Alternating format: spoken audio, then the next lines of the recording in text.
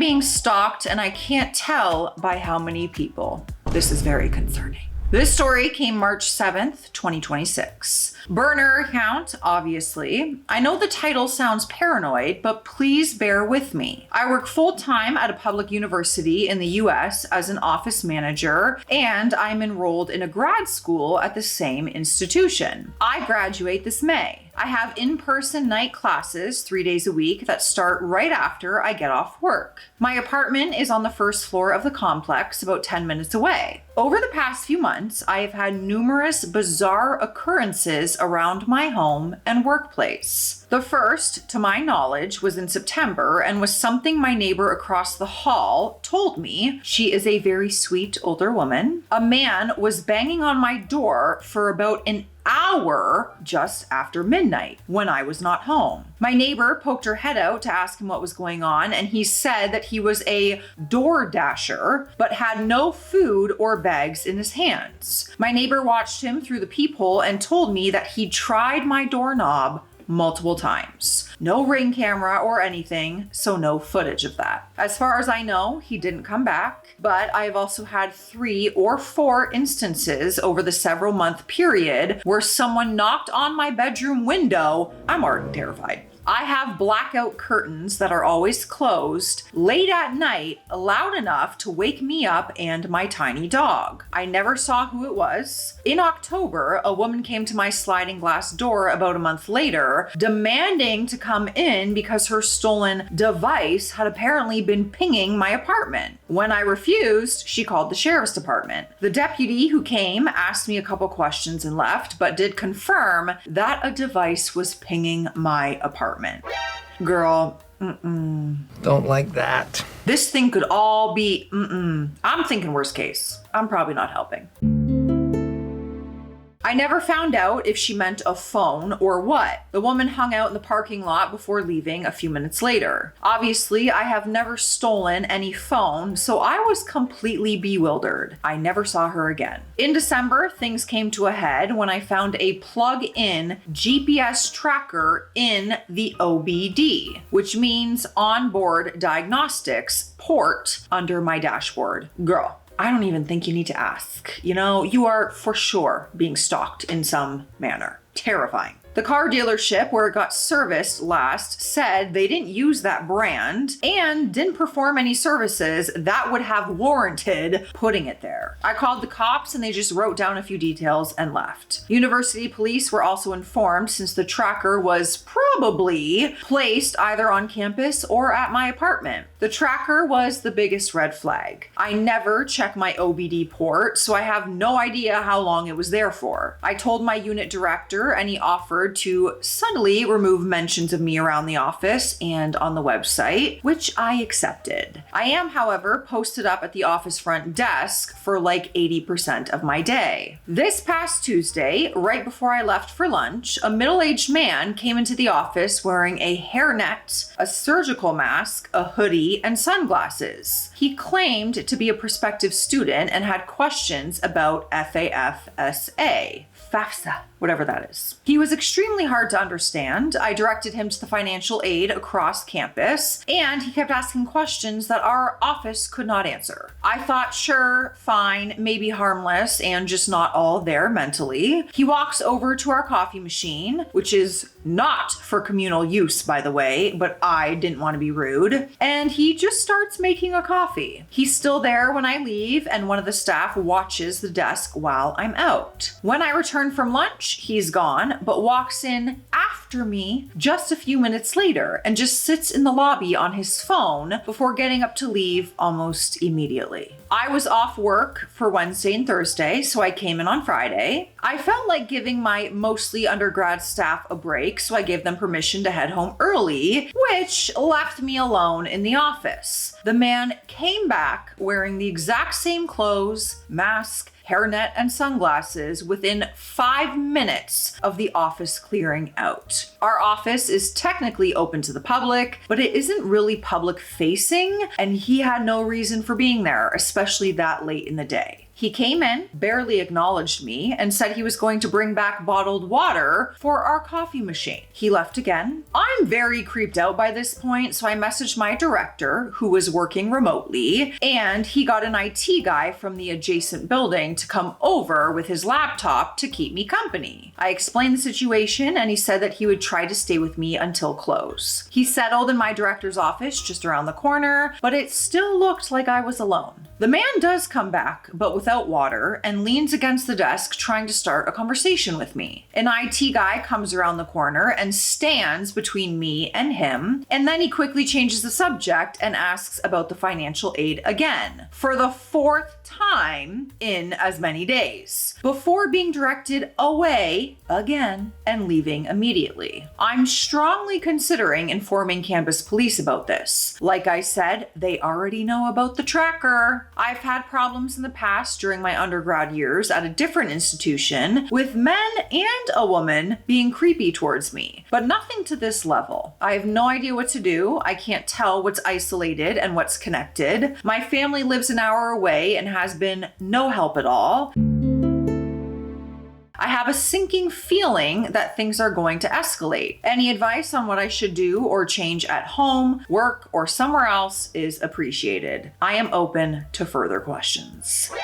And further questions and comments were had in the comment section. We're gonna check them out. But immediately, I'm terrified. I mean, you are being stalked. You have a tracker put on your car. Terrifying. They've been watching your location the entire time of when you're not home and All right, let's see what Reddit is saying. Someone commented and said, it is all isolated. Please speak with a psychiatrist. Huh? Like therapy? OP said, I'm not going to have a psychotic break. Other people close to me have told me this is all weird and I was right to report it. Oh, so is that person suggesting that you're crazy? Okay. Am I reading this right? Next comment, buy security cameras or a Ring camera for the front door. Tasers are cheap on Amazon, and there's companies that sell weapons that are disguised as pens or hair combs. I have several of those. You also might want to check out those devices that will reveal and ping on electronics that are secretly placed in apartment or houses to record people. What did the woman who came to your sliding door do? OP responded to that and said, I remember her being very skinny and tanned with hair dyed platinum blonde. I also have a weapon that I can't say that I carry pretty much wherever it's legal, but never on campus. I do think cameras are a huge thing to consider here, girlfriend. I would put cameras in my house, outside my window, a Ring front doorbell camera. You should put them everywhere if you live alone. You know, you gotta protect yourself. We got cameras, we got self-defense items. You should do it. The world's crazy. Next comment, get a friend or neighbor to check in on you every day. Can you vary the way you go home every day? OP said, it's pretty much a straight shot home, but I can take the longer route or I could zigzag a little. Unfortunately, it's highly likely that the tracker logged my workplace and home already. Yeah. They probably have written down which ways you take and what your shifts are. Next comment, definitely inform campus police to start your paper trail. I'm very paranoid when it comes to any paperwork, so I would ask for copies of the police report regarding that lady and also ask for a copy after you tell campus police. Make sure it's in writing about the tracker. 2. Are there cameras in your office also? OP said both county and campus police know all there is to know about the tracker, but are yet to be filled in on the office visitor. The hallway cameras will have captured what he was doing in the building, but not in the office itself. Now, we have a picture of the said office visitor, so let's check it out. Obviously, can't see a face, but we can see hoodie, sweatpants. He's carrying a bag. Shoes, can't see, but she said he was wearing the face mask and sunglasses. Spooky. Spooky. We have some updates, but you know the drill. We gotta drink some water. Cheers. It's hydration station. Drink your water. You guys, look how cute my new cup is that my friend in Arizona made me. She made Matt a black one that says hubby, and she actually had cute little charms on it with our initials on the handle, but I took it off because I washed it. Look how cute. It should say future wifey, but you guys get it, because one day I will, in fact, be wifey.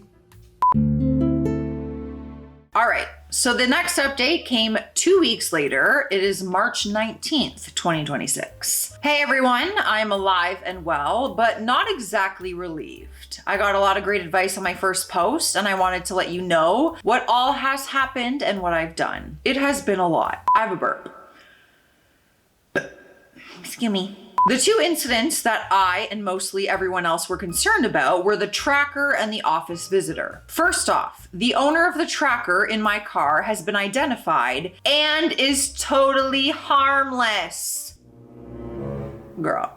And here I was, all worked up. This is my brain. I jumped to conclusions. I called Land Air Sea and they told me that it was, in fact, the car dealership's device and that somehow it kept getting unplugged and plugged back in. I guess they assumed that it was mine every time that my car got serviced. When I initially called them in December, the dealership swore up and down that it wasn't theirs, so I'm really irritated that they were so adamant in their denial. The Land Air Sea rep I spoke to was very understanding as to why this would be concerning, and even said that he was surprised the police didn't subpoena the company when I reported it. Regardless, that at least crosses the tracker off the list of issues. As for the office visitor, it's unfortunately an ongoing concern that has escalated. I called campus police last Monday on March 9th, and they explained that my director had reported the guy to them already the day before I made my first post. Police didn't tell me much aside from the fact that his behavior seemed extremely unusual and that he disappeared once officers arrived at the building. They gave me the usual spiel about how I should call for a police escort if I feel unsafe. I had to get the rest from my director and one of the staff. Apparently, this guy had not only been hanging out around the building, but had been lingering for a long time on the bench just outside my office. I can't see it where I'm sitting, but he stayed there at various points throughout the week, including when I was there. I also cleaned out that coffee machine thoroughly and put it back in the back room. It doesn't really look like he messed with it. He came back on Friday, March 13th,